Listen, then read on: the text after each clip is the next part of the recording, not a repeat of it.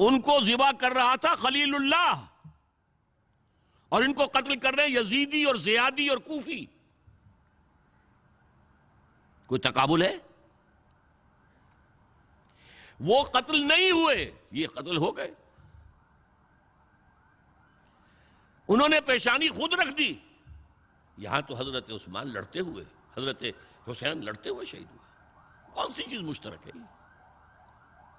ایک مصرے میں جمع کر دیا ہے. صنعت لفظی تو آپ کہتے ہیں اس کو، لیکن کیا مشترک کیا چیز ہے؟ اور میں نے امید ہے علامہ اقبال سے ملاقات ہوگی اگر آخرت میں، تو وہ میری اس بات کو تسلیم کریں گے. میں نے اس شعر کا دوسرا جو مصرع ہے بدلا ہے.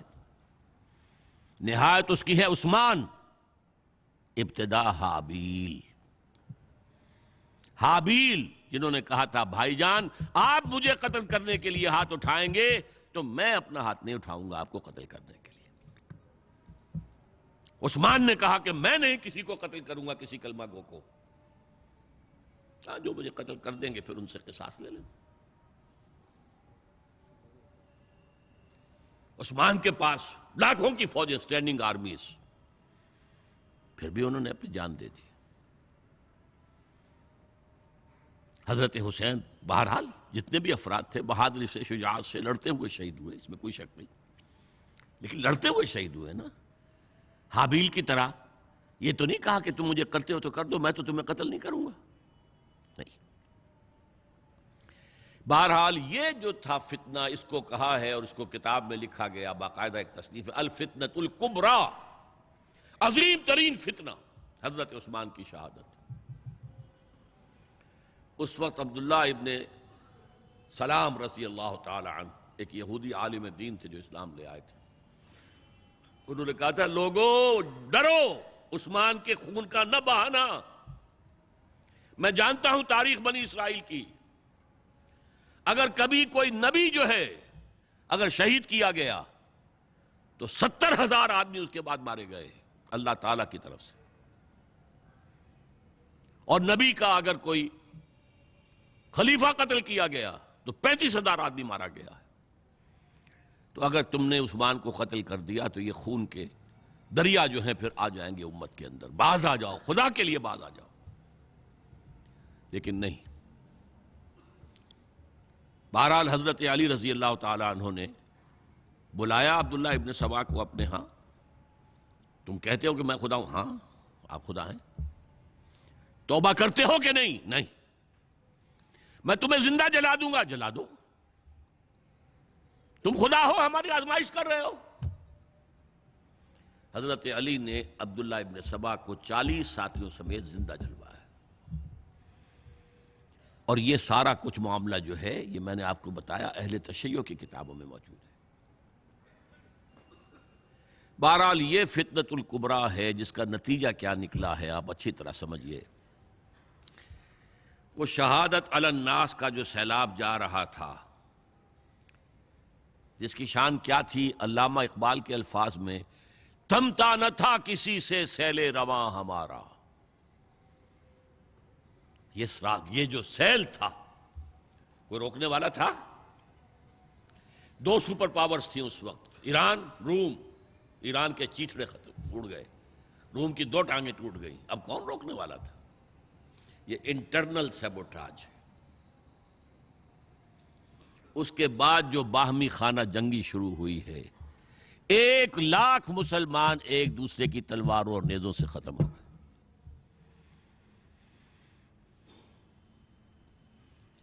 عبداللہ ابن سلام نے کہا تھا 70,000، یہاں 1 لاکھ ہو گئے. حضور کے صحابہ کا درجہ بہت بلند ہے. آپ نے فرمایا علماء امتی کا انبیاء بنی اسرائیل، میری امت کے علماء بھی بنی اسرائیل کے انبیاء کے ہم مرتبہ ہیں. تو خلیفہ راشد حضرت عثمان کا رتبہ کیا تھا؟ جنگ جمل میں 10,000 ایک رات میں شہید ہوئے. عشرہ مبشرہ میں سے 2 شہید کر دیے گئے، طلحہ زبیر دونوں. جنگ صفین میں 74,000 آدمی ختم ہوئے. جنگ نہروان میں 4,000 آدمی شہید. 1 لاکھ کے قریب انسان ختم. وہ جس کو کہتے ہیں ڈرائیور لوگ، موشن ٹوٹ گیا کہ اگر ٹرک جو ہے چڑھ رہا ہے اونچائی کے اوپر تو بہت ڈرتے ہیں کہیں گاڑی روکنی نہ پڑ جائے، اس لیے کہ ایک دفعہ موشن ٹوٹ جائے گا تو پھر چڑھائی کے اوپر چڑھنا جو ہے مشکل ہو جائے گا۔ وہ موشن ٹوٹ گیا، اس کے بعد سے پھر وہ اسلام کی پیش قدمی ختم ہو گئی۔ ہاں، مسلم ملوکیت اس کا دور جاری رہا، یہ ملوکیت تھی بعد میں جو چلی ہے، وہ شہادت علی الناس والی خلافت راشدہ۔ اب اسی کی کڑی ہے اگلی، حضرت علی کو انہوں نے شہید کیا جو ان کے ساتھی تھے خوارج۔ جنگ صفین میں حضرت معاویہ کے کہنے سے عمرو بن العاص رضی اللہ تعالیٰ عنہ نے قرآن مجید جو ہے نیزے پر اٹھا لیا کہ لڑائی بند کرو، قرآن کو حکم بنا لو، جو قرآن فیصلہ کر دے وہ ہم بھی قبول کریں، تم بھی کرو۔ حضرت علی کا خیال یہ تھا رضی اللہ تعالیٰ عنہ یہ چال ہے، اور انہوں نے روکا اپنے ساتھیوں کو، لیکن اکثر لوگوں نے کہا قرآن آ گیا بیچ میں، اب ہم کیسے ہتھیار چلائیں؟ اس میں میرا ذہن جاتا ہے ایک حدیث کی طرف، بڑی اہم حدیث ہے، اور اس کے راوی حضرت علی ہیں۔ حضرت علی فرماتے ہیں کہ حضور نے فرمایا انہا ستکون فتنۃ، ان قریب ایک بہت بڑا فتنہ رونما ہوگا۔ حضرت علی فرماتے ہیں میں نے عرض کیا مل مخرج منہا یا رسول اللہ، اس سے نکلنے کا راستہ کون سا ہوگا؟ فرمایا کتاب اللہ فیہ خبر ما قبلکم ونبأ ما بعدکم وحکم ما بینکم، اس قرآن میں تم سے پہلے لوگوں کی خبریں موجود ہیں، بعد آنے والوں کے حالات موجود ہیں، اور تمہارے درمیان جو اختلافات بھی پیدا ہوں گے ان کا حل موجود ہے۔ تو اب کیسے نہ مانتے ہیں مسلمان؟ قرآن کو حکم بنایا جا رہا۔ بہرحال اس کے نتیجے میں جو بھی ہوا ہے یہ اب تاریخ کا معاملہ ہے، میں اس کی تفصیل میں نہیں جانا چاہتا، مسئلہ حل نہیں ہو سکا، لیکن حضرت علی کی خلافت جو ہے ان کے ہاتھ پر بیعت ہو گئی تھی، وہ چلی، لیکن 4.5 برس سوائے خانہ جنگی کے اور کچھ نہیں ہوا۔ وہ جو قافلہ آگے چل رہا تھا سیل رواں، وہ 1 انچ بھی آگے نہیں بڑھا۔ البتہ قیصر روم نے جب دیکھا یہ تو آپس میں لڑ رہے ہیں، اب موقع ہے میں حملہ کروں، چونکہ وہاں قریب ترین تو حضرت امیر معاویہ بیٹھے ہوئے تھے نا، شام میں، شام سے ملحق تھا نا آگے قیصر۔ حضرت معاویہ نے خط لکھا، او رومی کتے، اگر تو نے دارالاسلام پر حملہ کرنے کی جرت کی تو سن لے کہ علی کی طرف سے لڑنے والوں میں سب سے پہلے معاویہ ہوگا تیرے خلاف، لہذا اس نے جرت نہیں کی۔ بہرحال حضرت علی کو شہید کرنے والے تھے ایکسٹریمسٹ جو خود ان کے اپنے ساتھیوں میں سے تھے۔ انہوں نے کہا وہ کہاں حکم کیوں مانا؟ ان الحکم الا للہ، اللہ کے سوا کسی کا حکم نہیں، قرآن حکم نہیں ہے، کیوں مانا تم نے؟ اور اگر مانا تھا تو اب حکم کے بعد کیوں نہیں مانتے؟ چھوڑ دو خلافت۔ بہرحال یہ کہلاتے ہیں خوارج، جنہوں نے بغاوت کی ہے حضرت علی کے ساتھیوں میں سے۔ ان میں سے 3 نے بیٹھ کے طے کیا کہ یہ 3 جو در حقیقت بڑے شخص ہیں، یہ اس وقت امت جو ہے ان کی وجہ سے اس مشکل میں پڑی ہوئی، تینوں کو قتل کر دو۔ فلاں دن صبح فجر کی نماز کے وقت ایک شخص وہاں جائے گا، ایک شخص وہاں جائے گا، ایک شخص وہاں جائے گا، اور فجر کی نماز میں قتل کر دو انہیں۔ ابن ملجم آیا، حضرت علی پر وار کیا، وار کاری ثابت ہوا۔ باقی 2 حضرت معاویہ اور حضرت عمرو بن العاص، ان میں سے ایک تو اس روز فجر میں آئے نہیں کسی وجہ سے، اور دوسرے پر جو وار پڑا وہ اوچھا وار تھا، وہ کاری وار نہیں تھا۔ حضرت علی شہید ہو۔ اس کے بعد حضرت حسن کی خلافت ہوئی 6 مہینے، لیکن اب جب جنگ کا معاملہ ہوا تو حضرت حسن نے دستبرداری اختیار کر لی، حضرت معاویہ کو تسلیم کر لیا خلیفہ۔ حضرت معاویہ صحابی ہیں، کاتب وحی ہیں، حضور کے برادر نسبتی ہیں، صالح ہیں، ام حبیبہ بہن ہے ان کی جو حضور کی زوجہ محترمہ ہیں۔ ان کا مقام بہت بلند ہے، لیکن ہم انہیں خلفائے راشدین میں شامل نہیں کرتے، اس لیے کہ ان کا جو خلافت کو اختیار کرنا یا حکومت اختیار کرنا یہ قبائلی عصبیت کی بنیاد پر تھا، باہمی مشورے کی بنیاد پر نہیں تھا۔ لیکن 20 سال تک ان کا دور حکومت ہے اور کوئی خون ریزی نہیں، کوئی غارت گری نہیں، کوئی اختلاف نہیں، کوئی بغاوت نہیں، کوئی جھگڑا نہیں۔ مدبر اس درجے کے تھے۔ اب آئیے آخری سٹیج آئی، حضرت معاویہ کو مشورہ دیا گیا، مغیرہ ابن شعبہ ایک بزرگ صحابی تھے، کہ دیکھیے جناب امیر، مسلمانوں میں اختلاف ہوا، 4.5 سال 5 سال خانہ جنگی رہی، اب اگر پھر معاملہ آپ کے انتقال کے بعد ایسے ہی چھوٹ گیا تو اختلافات ہوں گے، جھگڑے ہوں گے، مختلف دعوے دار سامنے آئیں گے، جنگیں ہوں گی، پھر دوبارہ جو ہے فساد ہو جائے گا۔ آپ کسی کو نامزد کر دیجیے، اور پھر مشورہ دیا اپنے بیٹے یزید کو نامزد کر دیجیے۔ حضرت معاویہ ریلیکٹنٹ رہے، لیکن اس کے بعد انہوں نے مان لیا اور فیصلہ کر لیا۔ یہاں میں چاہتا ہوں کہ بات سمجھ لیں اچھی طرح، اس معاملے میں اگر آپ حضرت معاویہ کی نیت پر شک کریں گے تو مجھے آپ کے ایمان پر شک ہو جائے گا۔ نیت پر نہیں، غلطی ہو سکتی ہے، صحابی ہیں، نیت غلط نہیں تھی، نیت کیا تھی؟ اور میں سمجھتا ہوں 100% درست تھی، کہ اب اتنا پانی گزر چکا ہے پل کے نیچے سے وقت کے دریا میں کہ بارے صحابہ سب رخصت ہو چکے، اب اکثریت 9 مسلموں کی ہے، عصبیتیں بھی ہیں، قبائلی عصبیتیں ختم تو نہیں ہوئی، لہذا جب تک کوئی قبائلی عصبیت پیچھے نہیں ہوگی حکومت کے، حکومت نہیں چل سکے گی۔ یہ ابن خلدون کا لفظ ہے، عصبیت، کوئی چیز جو جوڑے آپ کو۔ تو دینی عصبیت اب کمزور پڑ گئی ہے، اس لیے کہ حضور نے جن کو تربیت دی تھی وہ اب گئے، اکثر و بیشتر گئے۔ اب اگر ایسے ہی چھوڑ دیا گیا اور کوئی قبائلی عصبیت پشت پر نہ آئی تو پھر خانہ جنگی ہوگی، 5 سال تک ہوئی۔ اس بنا پر انہوں نے اسے صحیح سمجھا۔ آپ اختلاف کر سکتے ہیں، صحابہ کی رائے سے اختلاف ہو سکتا ہے، لیکن آپ ان کی نیت پر شک نہیں کر سکتے۔ بہرحال واقعہ کیا ہے تاریخی اعتبار سے، کہ یہ 10ویں سال میں نامزد کر دیا یزید کو اپنے بعد خلیفہ کے لیے، ولی عہد۔ اس وقت تقریباً سب نے بات مان لی سوائے 5 افراد کے۔ وہ 5 افراد بہت اہم تھے، بہت اہم۔ ابو بکر اہم ترین آدمی تھے، ان کے بیٹے عبد الرحمن ابن ابو بکر۔ عمر نمبر 2 تھے، عبداللہ ابن عمر۔ زبیر عبداللہ ابن زبیر۔ عباس عبداللہ ابن عباس، اور حسین ابن علی۔ حضرت حسن کا انتقال ہو گیا تھا۔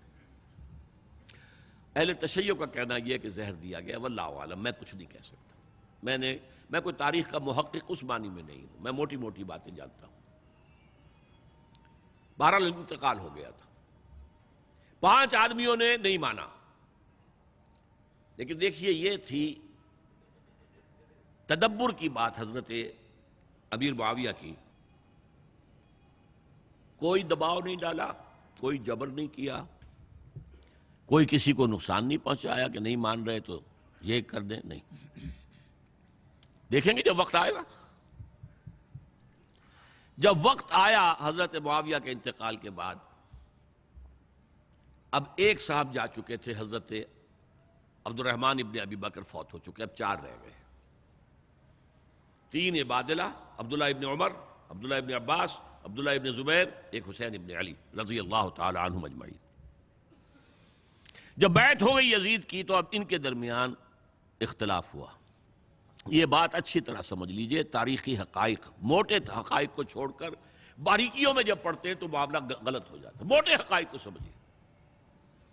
جیسے کہتے ہیں میکرو اکنامکس اور مائکرو اکنامکس. میکرو ہسٹری جو ہے دو ایک طرف ہو گئے, دو ایک طرف ہو گئے.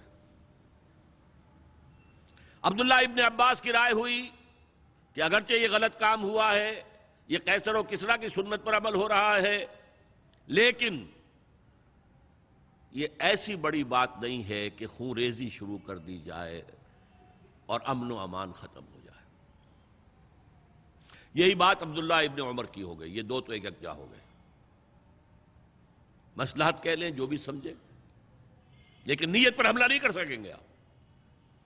دیانتاً انہوں نے یہ سمجھا کہ اب جب کہ ہو گیا معاملہ تو ٹھیک ہے. حرام مطلق تو کہیں نہیں لکھا ہوا قرآن کے اندر کہ بیٹا نہیں ہو سکتا, کہیں نہیں لکھا ہوا.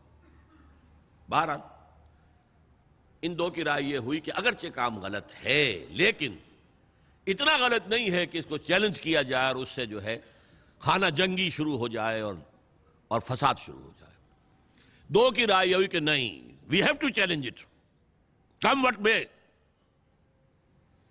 عبداللہ ابن زبیر, حسین ابن علی رضی اللہ تعالی عنہما یا عنہم, تو یہ دو علیحدہ. ان دو میں اب اختلاف ہوا. عبداللہ ابن زبیر کی رائے یہ تھی کہ یہیں مقیم رہو مکے میں, حجاز میں, مکے اور مدینے میں, یہاں سے ریزسٹنس موومنٹ ہم شروع کریں گے, کیونکہ یزید کی خلافت تو دمشق میں تھی, بہت دور. حضرت حسین کو خطوط آ رہے تھے کوفے سے. کوفہ حضرت علی کا صدر مقام رہا تھا, اور جن سبائیوں نے فتنہ پیدا کیا تھا حضرت عثمان کے خلاف وہ بھی وہیں آباد تھے. انہوں نے خطوط کا تاطا باندھ دیا, آپ آئیے ہم آپ سے بیعت کریں گے اور کھڑے ہوں گے اور مقابلہ کریں گے اور اس یزید کی حکومت ختم کریں گے. ڈاک کے تھیلے بھرے ہوئے. حضرت حسین نے فیصلہ کیا کوفے جانے کا, بہت روکا. عبداللہ ابن عباس بہت ان سے بزرگ تھے عمر میں, اور ویسے بھی ایک اعتبار سے نانا تھے, ایک اعتبار سے پڑدادا تھے. حضرت عبداللہ ابن عباس حضور کے چچا زاد بھائی تھے, تو نانا ہو گئے کہ نہیں؟ حضور نانا تھے کہ نہیں؟ اور حضور کے چچا تھے حضرت عباس, ان کے بیٹے ہیں یہ. تو اس اعتبار سے حضرت علی رضی اللہ تعالیٰ عنہ کے کیا ہو گئے؟ چچا. بہرحال میں کچھ گڑبڑ کر رہا ہوں اس وقت. وہ دوڑتے جا رہے تھے کہ حسین خدا کے لیے مت جاؤ, خدا کے لیے مت جاؤ, یہ کوفی تمہارا ساتھ نہیں دیں گے. الکوفی لا یوفی, کوفی وفا نہیں کرتا وعدہ. اور خدا کے لیے اگر جانا ہے اپنے گھر والوں کو یہاں چھوڑ جاؤ. بس حضرت حسین پر رضی اللہ تعالی عنہ جو ایک کیفیت تھی, انہوں نے سب باتوں کو نظر انداز کیا. وہاں ہزاروں لوگوں نے مسلم بن عقیل جو حضرت حسین کے نمائندے کی حیثیت سے پہلے گئے تھے, ان کے ہاتھوں پر بیعت کیا. وہ خطوط آ رہے تو اور بھی بات پختہ ہو گئی. ابھی راستے ہی میں تھے کہ پتہ چلا کہ ابن زیاد گورنر بن کر آیا ہے, اور اس نے جو وہاں پر تشدد کیا ہے اور ڈنڈا برسایا ہے, سب بیعت توڑ کے گھروں میں چھپ گئے, اور مسلم بن عقیل جو ہیں وہ بے یار و مددگار شہید بھی کر دیے گئے. حضرت حسین نے ارادہ کیا کہ واپس ہو جائیں مدینے کی طرف.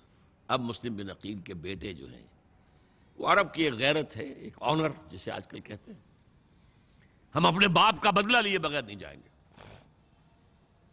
اور حضرت حسین کی شرافت اور مروت, یہ لوگ میرے ساتھ آئے تھے نا, میرا ساتھ دے رہے تھے, اب میں ان کا ساتھ کیسے چھوڑوں.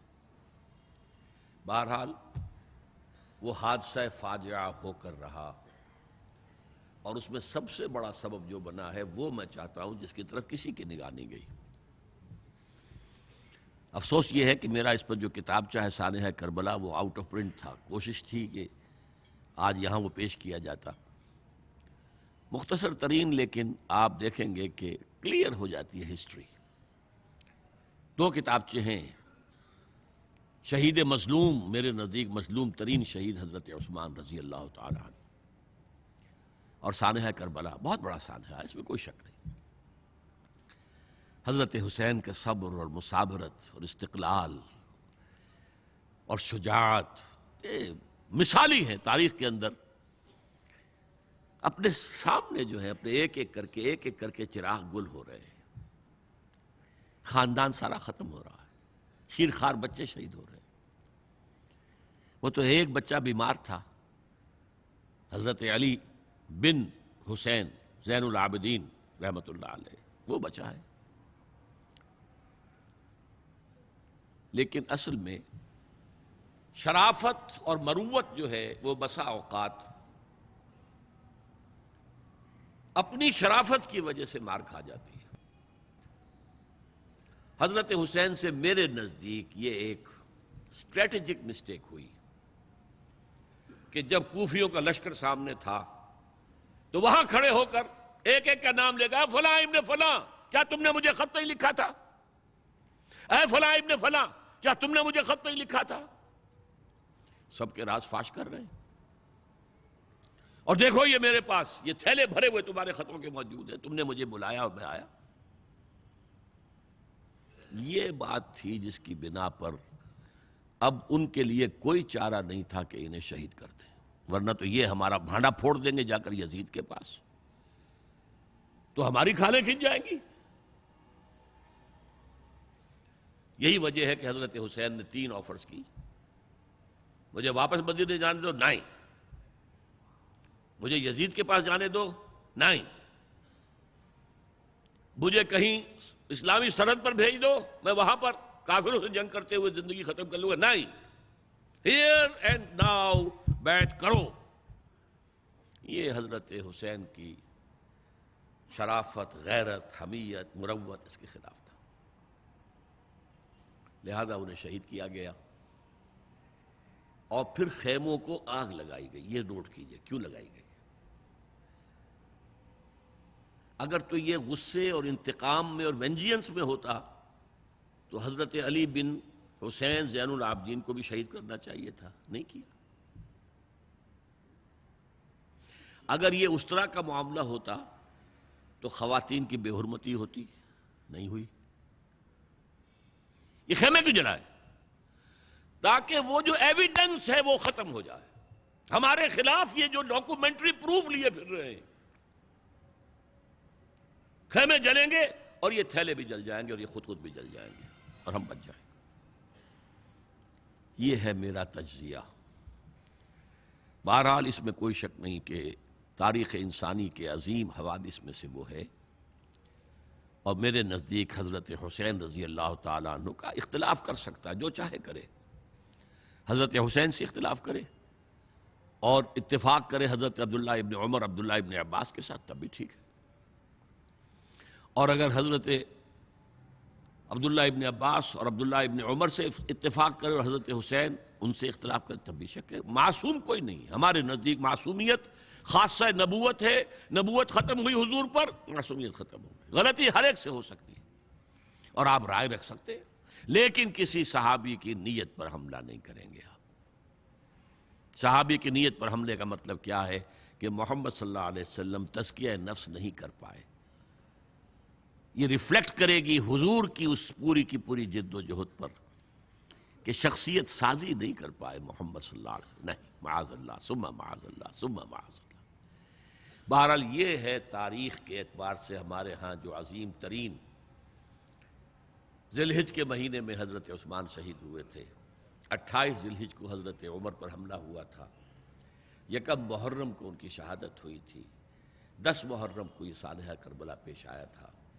یہ ہماری اس ابتدائی تاریخ کے اہم لینڈ مارکس ہیں جنہیں ہم شہادت کے نام سے جانتے ہیں، لیکن میں اب پھر دوبارہ کہوں گا کہ یہ اللہ کی راہ میں قتل ہوئے۔ وَلَا تَقُولُوا لِمَنْ يُقْتَلُ فِي سَبِيلِ اللَّهِ أَمْوَاتٌ بَلْ أَحْيَاءٌ وَلَكِنْ لَا تَشْعُرُونَ وَلَا تَحْسَبَنَّ الَّذِينَ قُتِلُوا فِي سَبِيلِ اللَّهِ أَمْوَاتًا بَلْ أَحْيَاءٌ عِنْدَ رَبِّهِمْ يُرْزَقُونَ۔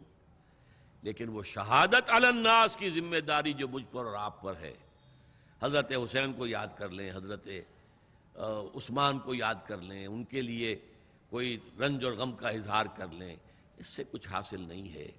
حاصل تو یہ ہے کہ شہادت علی الناس کی تیاری کیجئے، اپنی ذاتی زندگی میں آج سے گواہی دیجئے اللہ کے بندے ہونے کی، اپنے عمل میں، اپنے قول میں، اور کوشش کیجئے کہ مل جل کر اس ملک کے اندر وہ نظام برپا کریں کہ جو شہادت علی الناس دین حق کے ایک کامل نمونے کے طور پر دنیا پر حجت قائم کر دے کہ دیکھ لو اپنی آنکھوں سے، یہ ہے وہ دین حق جو محمد لے کر آئے تھے۔ اللہ تعالیٰ مجھے اور آپ کو اس کی توفیق عطا فرمائے۔ باقی یہ کہ یہ کیسے ہوگا، اس پر تو میری کتابیں پہلے بھی تقاریر میں کر چکا ہوں، وہ منہج انقلاب نبوی وغیرہ وہ ہے، ان کا مطالعہ کیجئے۔ بارک اللہ لی و لکم فی القرآن العظیم ونفعنی وإیاکم بالآیات والذکر الحکیم۔